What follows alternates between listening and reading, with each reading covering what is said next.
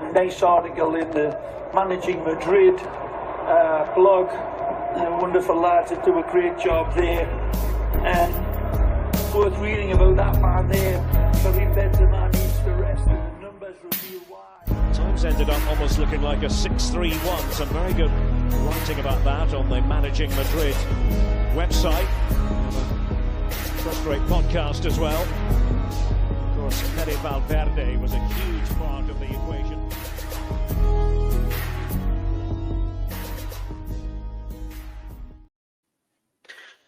Hello and welcome to the Managing Madrid Podcast. We're recording this shortly after Real Madrid get the job done on the other side of the planet, 5-0 against Kairat Almaty FC. Crazy. We got the job done. I'm your host, Kiyan Sobhani, joined by my co-host, Leah Revelle. Leah, how are you? I'm doing better now, Kiyan. How are you? Good. All things considered, good. I got to tell you, like 10 seconds into this game, I was like, can we just not do this? 10 seconds? Like 10 minutes. I mean, yeah. I mean, it started off 10 seconds. They got their first shot on goal. Courtois called into action.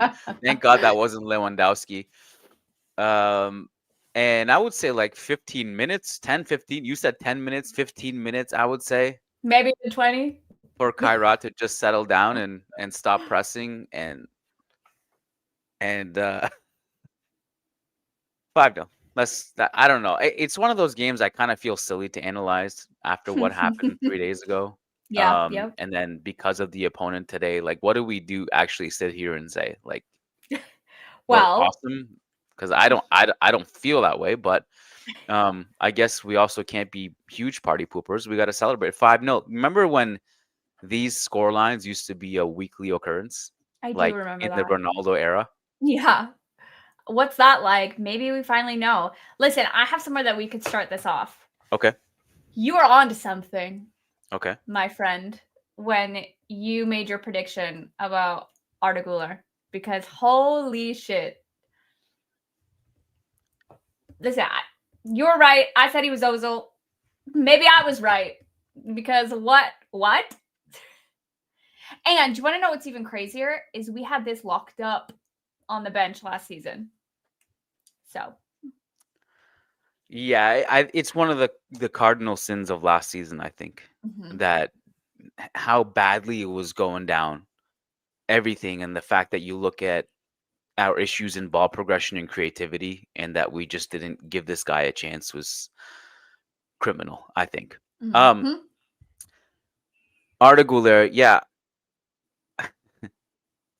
I had two predictions back to back. So last year my prediction was Mbappe would score 40 goals. And I kept saying it after he was like missing penalties against Liverpool and Athletic Club. And I kept saying it. And I remember I went back when he hit the 40 goals at the end of the season. I went back and I liked every single person who was like, "Are you out of your mind? There's no way playing like this." I've done the same thing with the Guler because a lot of people were like, "You're crazy. Guler assists. He's not going to." Yeah, I thought he was great. I thought he was probably our best. I mean, he was our best player against Atletico. Should have stayed on the field. Today, I've been really impressed with his decision making. He's doing a lot of good things on and off the ball. When he passes it, he always moves into the right zone, and that's why he's got himself into a bunch of good goal scoring positions. That's why he scored against Atletico. Today he popped up in a couple goal scoring positions as well. But ultimately, like, I think his creativity, his final ball has been really impressive. Should have had. Did he have an assist today? Hey, it's to Mbappe. It That's was right. Rodrygo to Mbappe, back heel flick to Mbappe. What? All of our goals were really nice in this game. They were. Bar the penalty, which was just the penalty. But yeah, I thought. I mean, we can just go through it. The 1-0 is Mastantuono wins the PK. Which, by the way, can we talk about him? Absolutely. Because wow. Because similar to you, I just want to call out all the haters when we said at the beginning of this season, wow, he looks really hungry. He looks like he has a lot of potential. Yes, he's raw, but like he has that like energy and passion and like hunger to just be better and grow and, you know, like build on his already like huge skill set. And now look at him. Can we actually, since you just brought it up, instead of going through all the goals right now, I'd like to have a conversation with you about Okay. just everything. Okay. Because I like this game only means so much to me, other than it's just, I guess in some ways it's the perfect game to have after the Atletico game because you can rack up confidence, pad the stats a little bit. Yeah. 5-0 is a scoreline we haven't really seen. I can't remember the last time we won 5-0. Yeah. I honestly don't. It's just completely, it's not in my memory right now.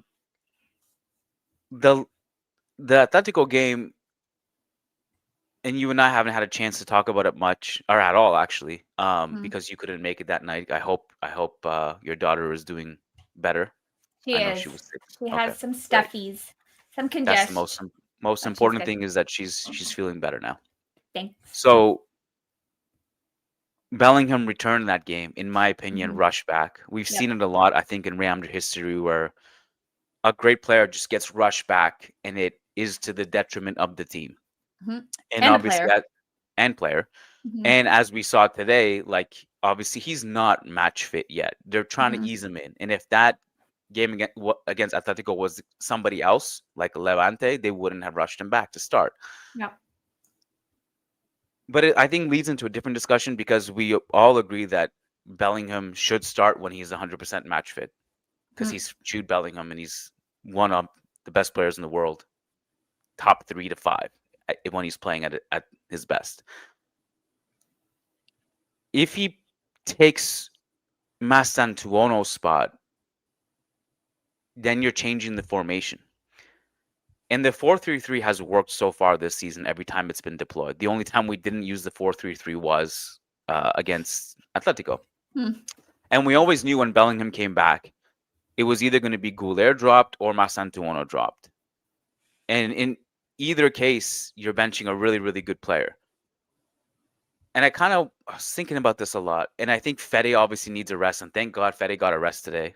Even though we have no right backs, we didn't need to play him today. That was great because Fede really needs a rest. But he's also not playing well. And just to have him just sit down for a bit, I think was needed. But I kind of been thinking about, like, I'm not sure Mastantuono should be dropped with the energy he brings to the table, with the width he brings on that side. He is not a traditional winger, but he's more of a pure winger than if you stick Jude or Guler on that side. Because he can take players on, he can cut in and shoot, he can cut in and cross in that position. And he brings tremendous energy. He was one of, if not the only one, who like came off the bench and was fighting like crazy against Atletico. And it was driving him nuts that the way they were acting, and I admired that.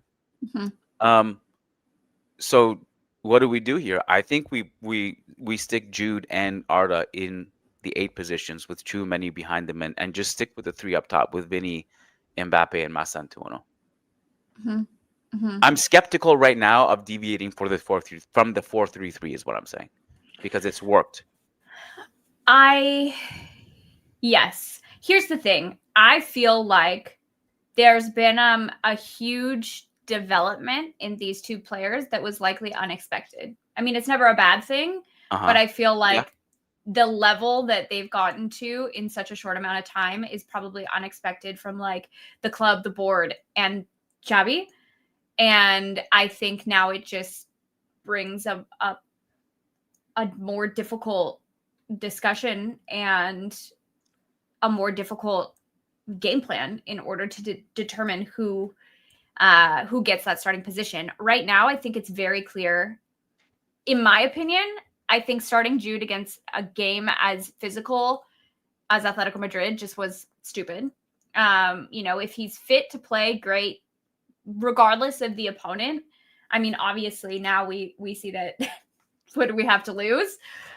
But like, I think rotating him in and getting him match fit before he actually starts again is, to me, as not a manager, it seems like the more logical thing to do. Just keeps his confidence. It keeps the other players happy, getting their minutes. It's been working up until this point, and you're building match fitness and like match experience, if you will, slowly bringing him back. If we do what you said and Fede is fit, then what? Yeah, I don't know, but I don't know, but it's if Fede is fit and he's playing at his best, this is a good problem to have. Then you just cross that bridge when you get there. This is more just like an immediate like thought I had, and I haven't thought deeper than that.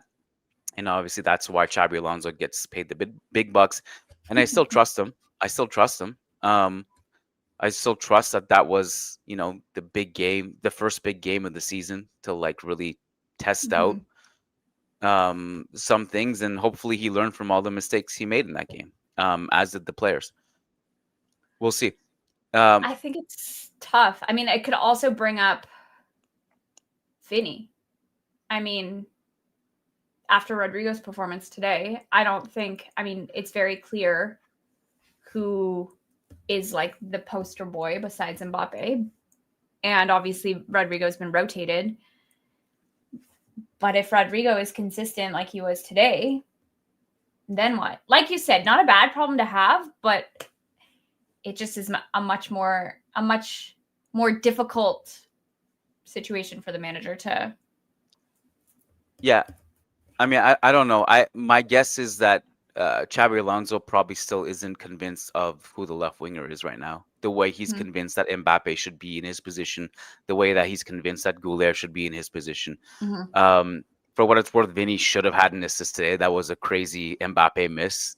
Imagine Mbappe had a hat trick and should have had. Yeah, he should have. Mbappe should have had a hat trick. Mbappe had a hat trick. He should have had 4 goals at least, I would say. Vinny should have had an assist. Mbappe should have probably had 2 assists to Vinny. But I was going to say something else about this. Yeah, all that being said, not to get too deep into the nitty-gritty of the big picture stuff, because we'll have plenty of time to talk about that. I was happy to see Ceballos start this game. Because I think he brings a lot of grit and energy and ball progression, which are just all things that the team needs right now. So it was nice to see him. I thought pretty much everyone played well. When you're going 5-0, then the rest of the game just becomes like a lot of stat padding stuff. Like it's hard to really analyze too much from a game like this. That's my honest opinion. I just would feel silly like going through and talking about like the first 15 minutes and facing that press and how the game state changes. It's like, it's Kairat, it's in Kazakhstan, it's 5-0. Like what do you want us to say? But I think it would be fun to just go through the goals, because that's what we were doing. Right, this is where the conversation got derailed. Mastantuono wins the penalty after Kairat misclear it and the goalkeeper takes him out, which I was a little bit nervous. I was like, man, it could have been worse. The angle at which the goalkeeper went at Mastantuono's knee kind of made me, man, it could have been worse. Also, it was like 3 just brutal mistakes in a row from them, like 2 defensive errors and then the penalty. It was very unfortunate for them. 2-0. Fran Garcia. I want to give a shout out to him because no one talked about it. He won the ball in our box in the left half space. Ceballos actually got beat and he was covering. Fran Garcia wins it. Fran Garcia, really good game. Good overloads, making a lot of good off-ball runs. Courtois, long ball. Courtois assist. One of them, Pedri. That's right. To Mbappe, we take it for granted, but Mbappe's speed and finishing on that is pretty incredible. And then the 3-0 and 4-0, this is when Rodrygo comes in. I thought Rodrygo was awesome off the bench, right? I mean, his dribbling, his line breaking, he just picked it up really sharply, fed Mbappe, and then later fed Camavinga, which was like the ultimate feel-good goal because, man, Camavinga scoring after all this time. And the fact that he even got into that goal-scoring position, Yeah, facts. That's a rare thing for him. Like, I remember when he first arrived at Real Madrid, he would get into that position quite a bit. He's always been really good at moving between the lines and getting into these positions where he can provide an outlet for his teammates. It was good to see him there. It's good to see him score. So, yeah, agreed. I think exactly like you said, exactly like everyone's thinking. It's we knew this game going into it that it was a shoo-in. It's the perfect game to farm everything. Farm confidence, farm stats, farm goals. Goal differential will be higher now in the table, especially with this dumb Champions League format. So it just, we did as we were to do. Yeah. There was one thing I did want to bring up, Leah. I don't know if you caught this. Just going to see if I can bring it up here. There, it's on the screen now. Guys, Toronto Athletic FC Academy indoor season coming up for all ages, house league, recreational academy, competitive levels, all the way from U6 to U17 with exciting sponsorship opportunities. tacsports.ca. Also, fall aquatics, tennis, volleyball, basketball lessons. Your kids can build confidence and skills in a safe and fun environment. It's perfect for developing skills, teamwork, and fitness. At the core of everything TAFC Academy does is helping kids grow in sports, confidence, and leadership in a supportive community.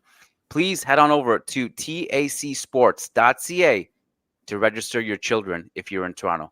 Let's take a couple super chats so we don't fall behind. Oh, like and subscribe. We forgot. Hit like, hit subscribe if you haven't already. Kiyan will forget to remind you guys.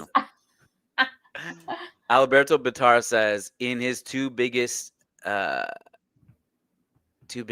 games, Xabi has opted to change formation for returning stars Mbappe and Jude. This has cost us dearly. Why did he do it versus Atletico Madrid? Yeah, Alberto, I don't know if this came in before or after our chat about Bellingham returning and being rushed back. I think Leah and I would both agree with you. We also broke it down on the post-game show that night too. And also I had a whole thing about it yesterday on the Churros y Tácticas podcast. But I agree with this. And I wonder how much Bellingham returning had to do with that, because I don't think it would have happened if it wasn't for that. 100%. Sorry, go ahead. No, go ahead. Right. I am curious to know. I think there's some value in changing lineups consistently or changing lineups based on opponents. Sure. It kind of like feeds into the idea of rotating as well. But sometimes like lower blocks, some players are just better suited for games like that versus more physical games versus like, teams that play high lines. It just is dependent. And I think it's unique and valuable that so far he kind of like adjusts lineups to kind of suit the opponent and whoever is in form and fit. But I wonder if there will be ever some consistency with like maybe not as much as Carlo, where it's just the same 11 always, regardless of form, position, or fitness. They're just rotated in different positions. Or if he'll continue to rotate 11s based on a number of factors. Yeah, a number of factors. This is Xabi Alonso. This is what he was at Leverkusen. He likes to use his entire squad. He really relies on the players he feel are at the nucleus of that. And I think, I will say, as much as I love Mbappe and as much as I love that he got a hat trick, I could have used some more Gonzalo Garcia this season. Mm-hmm. That's just my biased opinion after being thoroughly, unbelievably impressed with him in the Club World Cup. And just his profile is such a unique profile in the squad. I think we could see some more GG. Do you think that's a detriment, or that's with the opponents that we'll face this season? Do you think that players playing together consistently would be more beneficial? I mean, well, obviously that's a kind of rhetorical question, but like, do you think the constant rotation will end up being detrimental, or do you think it could be beneficial? No, I think these guys are playing with each other enough. Mhm. I don't see. I don't. I would rather have a fresh squad that is largely familiar with each other heading into March, April, May, June, Mhm. rather than have the same 11 banking on chemistry that just gets run into the ground. Yeah. That's my take. Fair But enough. I think in the specific case of Gonzalo Garcia, it was just a matter of that he's competing with Mbappe, whereas Rodrygo is competing with Vidi and Mastantuono is competing with Brahim. Mhm. Yeah. And I think the main problem actually has been more so than Mbappe being in the way is that we're not really taking sizable leads into the second half to like afford to rest more. Mhm. You know, today was a rare exception, Yeah. but I think if we're going into the second half, we're 2-0, 3-0 leads. I think we'll see Xabi Alonso take Mbappe out more. Is Yeah. what I would guess. Well, also, if you play against like the most disgusting low block ever, Gonzalo Garcia is perfect for games like that because he's Yeah, much more of an aerial and threat. if Xabi doesn't want to take Mbappe off in those low block situations, then he has to take off one of the wingers and push Mbappe to the left. Fair. Anthony Tharp says, Arda, Lisan Al-Ghaib, Guler. So I just want to, I mean, we already had our Guler segment at the beginning of the podcast. I wanted to just bring this up. 4 key passes, 1 assist. I was looking at the numbers yesterday. He's first in the Big 5 leagues in expected assists and key passes. You're onto something. He has been the most important creator No in the doubt. team, in the league, in Europe after these 7-8 games, whatever it's been. So I think it's a trend. I don't know. I think it's a trend. Did you see he has 4 assists already, and all of his 4 assists are to Mbappe? And think about like all the times he has actually fed the ball to Mbappe outside of that. That's why I also like to look at expected assists, and even think about like things that won't even show up on expected assists, like that time when Mbappe his eyelash was offside. Remember? Yeah, I do remember. That won't even show up. The Mbappe Guler connection has been one of the best things about this season, I think. It's Ozil Ronaldo, I'm telling you. Shayan Saha says Xabi's obsession with playing 11 every game needs to stop. The players need continuity. Also, this is maybe Vinny's last year. We addressed this specific one, Shayan, I think, already. Varun says thoughts on Camavinga and Tchouaméni pivot. I feel sad for Fede Valverde.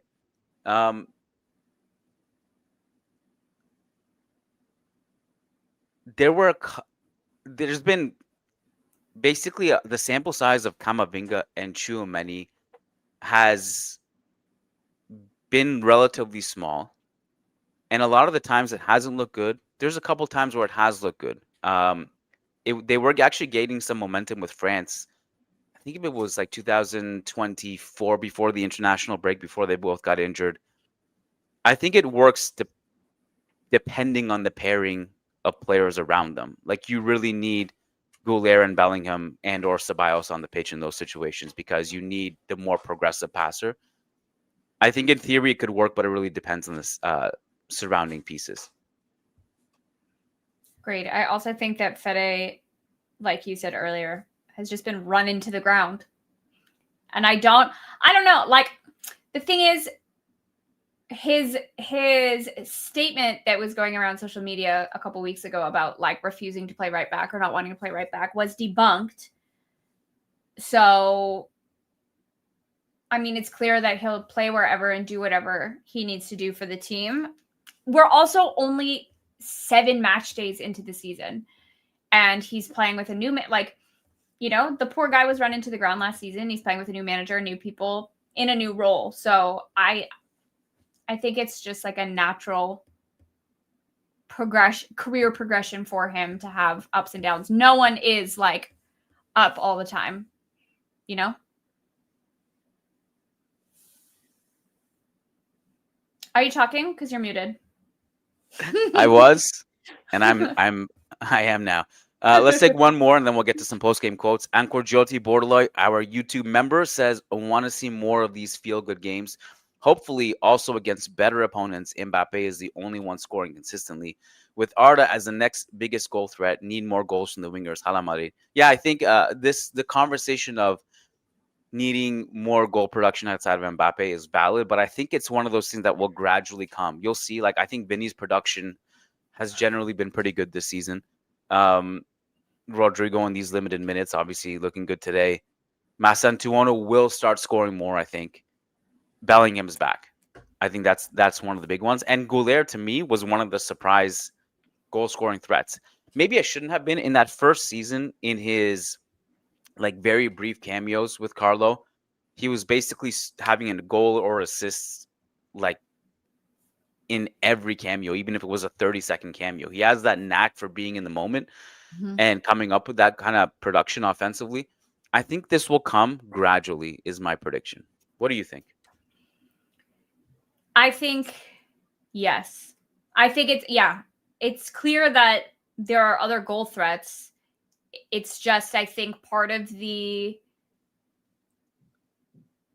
from what it seems as an outsider, part of the game plan, if you will, is pass to Mbappe. Sometimes the only way to break these lines is Mbappe's pace and behind. And it looks like a lot of these will either be, like we've seen for the last however many years, down the left, and now through the, like, over the top through the middle, with Mbappe and both Mbappe and Vinny's pace. So I think even Vinny, like, we've seen a lot more, especially this season, of him trying to cut in behind, and pass back and find Mbappe like somewhere near the top of the box. So I think although we do have goal threats elsewhere, I think we will just continue to. First of all, it's Mbappe, and second of all, it's Mbappe in form, and third of all, if their plan is to pass to Mbappe, then. By the way, Mbappe today became the second youngest player in Champions League history to score 60 goals. Insane. He's going to be, what's Ronaldo at? 400 and something? Overall? For the club? No, like in the Champions League. Oh, it's not 400. No, in the Champions, it's like, I mean, he is the leading scorer in Champions League history, but 400 was the amount he scored for the club. 400-ish. It's more than that. I think it's like more like 100 something. 140 goals. Oh yeah, 400 was Puts just him rather top. good.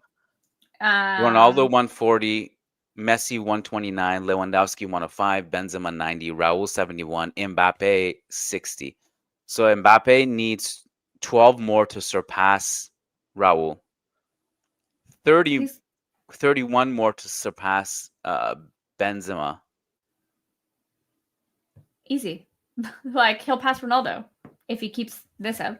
Ooh, I don't know about that. 140? If he's got like 5, 6, 7 years left in his he career? needs to more than double that to surpass Ronaldo. I don't know about that. You know what's insane? Ronaldo not only scored 140 goals, he did it in 183 appearances. So that's insane. a ratio of 0.77. Crazy. I don't think Mbappe's hitting that. Sorry. Not happening. You don't think so? Ronaldo was the ultimate freak. Yeah, well, and also he started his career in the Champions League a lot. Well, around the same age, I would say. Like, look, Mbappe is on a pretty good pace. Don't get me wrong. Yeah. But I don't think he's going to hit Ronaldo. It depends. I think something to keep in mind, too, with Ronaldo, Leah, is that he every year was getting really deep into the Champions League, like semifinals, finals, so he was like consistently getting really deep. So we need to like do better than like round of 16 quarterfinal exits. We need to start actually getting back to the throne, I think, for Mbappe to also catch him. Well, and also if we keep having opponents like, who is this one? Kairat. The fact that you don't even remember their name is ultimate disrespect. I just didn't want to butcher it. This is I don't know if you saw this, but if you go to moji-mates.com. By the way, I'm wearing one right now. This is Fede Valverde. Show them the hoodies. Hoodies Yeah, are one fire. second. Let me just get this thing off the screen. Okay, so go to moji-mates.com. You can use code MM15 off. So every Managing Madrid podcast listener gets a 15% discount with that code MM15 off. Go to the Real Madrid section. Let's see what they got. Oh, some new Rodrygo stuff. Bellingham, Carreras, Mastantuono. You got a The baby? hoodies are You so got fun. you got a Oh, yeah. Mastantuono hoodie for yourself and a Mastantuono onesie for your baby. Guys, please go do that ASAP. Moji-mates.com. Use code MM15 off for 15% off your order. All right. Xabi Alonso, I need to know the context behind this quote. I don't understand this at all. It just reads really funny. Someone asked him if something strange is happening with Valverde. And Oh. Xabi Alonso says, this is the quote from Marca anyway. I was watching the game and I didn't understand anything you said. That was his answer. I don't know what that means. What? All right, spoke about Kairat, Mbappe having a good game, Valverde getting rest. It's a decision that was made. Fede is always ready wherever he's needed. He's a very generous player with a good disposition, and if the game had called for it, he would have played like Carreras. But the game was focused. You have to pace your efforts. This just came to me now, but this might be the first time that I can remember that a player who did the press conference the day before didn't start the game. So I don't know if it was like a more of a last minute decision more than anything else. It could have been. I feel like Fede's not. Go ahead. Sorry. Or it was or maybe they just wanted Fede to address the media. Maybe he wanted to like talk about like how he's frustrated with his performances because that's something he was talking about yesterday. I don't know if you heard when you were, I'm assuming talking to your kids, or your wife or whoever, but he debunked also that like he refused to play right back and doesn't want to play right back. And it could be just like a publicity thing that he just wanted to like shook. That I thought was unfair on him from the beginning because even in that initial time he said it, a lot of people in these aggregators, death to the aggregators, they cut out the rest of the quote where he said, but I will play wherever is needed. They literally cut that part out of his quote. Yeah. It annoyed the hell out of me. And then it became a thing. And I remember having a discussion with Lucas about it because he didn't see that part of the quote either. And he was disappointed in Fede. And then today was kind of the same. Or yesterday was kind of the same. He was like, yeah, he was just being honest. I wasn't. The way he actually described it yesterday was interesting because he was like, I wasn't born to play at that position. I wasn't trained having those right back tendencies. And so it doesn't come as natural to me as it does to right backs who were groomed there, from the beginning. And he said, but I will play wherever the team is needed. I don't know if he's self-aware enough or maybe he's just super humble, but he is a damn good right back. So I don't, so I don't know. I mean, like without Trent and Carvajal there and the fact that, maybe you want to stick with the 4-3-3 while fitting in Bellingham, Guler, Mastantuono, you might be like, hey, Fede, man, this might be a time, like, can we just try this right back thing for a while? I think Asensio was good today, but it's Kairat wasn't tested. And also the thing with Asensio is we know that he's going to be defensive minded. He's not going to offer anything going forward. It's just a completely different profile to, Carvajal and Trent or Fran or Carreras on the other side. Going through notes, I'll go through what I think maybe we miss, and then you go through what you think maybe we miss, and with the caveat that it is Kairat and we don't want to go too deeply. But did you have something you wanted to bring up? Just by what about sound Alaba? you made, it was like, how did you feel about Alaba? He had that strong, like really good defensive sequence on Jorginho, the striker, in the first half that prevented him from having a breakaway. Was there anything else about Alaba? Did you have anything on Alaba? Yeah. No, I was just curious because, I mean, obviously he's played one other time this season, one other time in the last 2 fucking years. Yeah. Clean sheet. I mean, it's Kairat, but clean sheet. Clean sheet's we're stat padding. Clean sheet, but it's Kairat. Mbappe hat trick, but it's Kairat. Take what we can get. All right, so we talked about Mbappe. We talked about Vinny. Rodrygo, Mastantuono, Arda. Talked about them. I thought Fran Garcia Huijsen. was good. We talked about him. Huijsen was good. Hmm. Huijsen had some really good slide challenges. Very comfortable under pressure. His vertical passing was very good. Good defensive reads. Good defending in the box. Good player. Great signing. Was not very good against Atletico. Was good today. No one was. Was anyone? Mastantuono, Arda. I would just Arda. Yeah. Tchouameni, not much to do today. A couple times maybe he was caught, but it's one risky vertical pass in the 40th minute. GG's appearance. Who? GG. Had an assist. Had an assist. At that point of the game, I was just like, if I'm not really watching, I'll be really honest with you. Yeah. If the commentator gets excited and there's a goal, I'm looking at the screen. Well, fair enough. That's it, guys. The trip to Kazakhstan in the books. You think we'll be back? No. Maybe. You never know. Maybe. Who do we have next? Villarreal. That'll be a tough one. Tough one. That's a tough one. Back to the league. Okay, guys. So, first of all, I just wanted to thank everyone who joined the post-game show against Atletico the night of. That was only for members. If you want access to that, plus all the members-only content we do, we're doing a ton, including a Villarreal preview on Friday. Go to patreon.com/Managing Madrid. If you are on YouTube, you can simply hit join on the YouTube memberships tab on this channel to get access to that content as well. Don't forget to like, hit subscribe, follow Leah on Twitter and Instagram. Just go to Leah Revelle. You can do the same with me. That's me. My content is not as interesting as Leah's, but feel free to follow me as well on those channels. Your Q&As are good, though. Q&As. My Yeah, your Q&As. story Oh, on Q&A. Instagram. Yeah. Mhm. Also, tomorrow, I'm going to do a live stream on YouTube. I'm going to probably just do Q&A and just kind of shoot the shit with you guys. If you want to just drop in and put some comments in the chat, and I'll happily just hang out with you guys tomorrow. I think I'll do that around 2 p.m. Eastern, which is about 8 p.m. if you're in Europe.